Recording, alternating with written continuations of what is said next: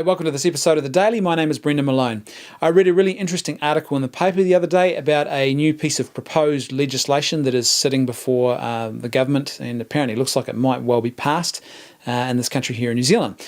And it's around pool safety, particularly around the laws governing the fencing requirements and the inspection requirement of fences around pools, people's private pools.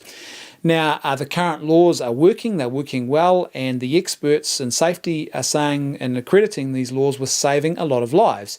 The proposed law changes will slacken some of these requirements, and they will reduce the number of inspections or how often an inspection takes place on a pool fence.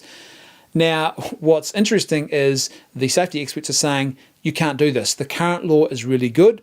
It protects people and it works well. If you slacken off these laws, there are going to be unnecessary deaths. You know what I couldn't help but thinking as I was reading that article?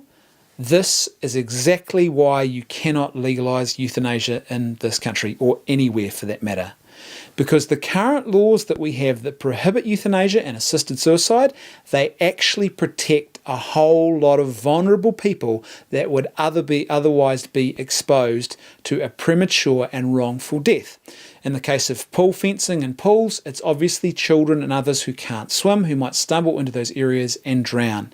In the case of euthanasia, it's those people who don't have perhaps the financial capital or the support, or whether it be moral support or the advocacy that they need in the healthcare system, or people who are a bit more frail and elderly and perhaps are prone to pressures. They might be isolated, they might be in a depressive state that's not properly diagnosed.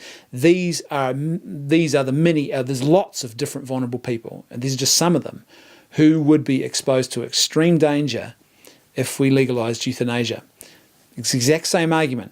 And I think the majority of us can see in the cases of pools that it is a really dumb idea to actually loosen these laws, because they are working, they keep people safe. Sure, there might be these one or two isolated incidents where someone living on some rural property surrounded by no one for miles and miles could get away with not having a fence around their pool.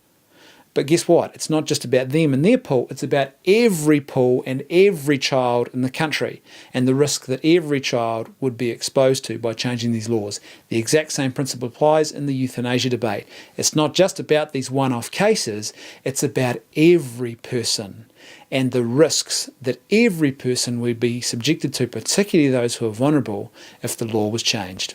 Thanks for watching. I'll see you tomorrow on The Daily.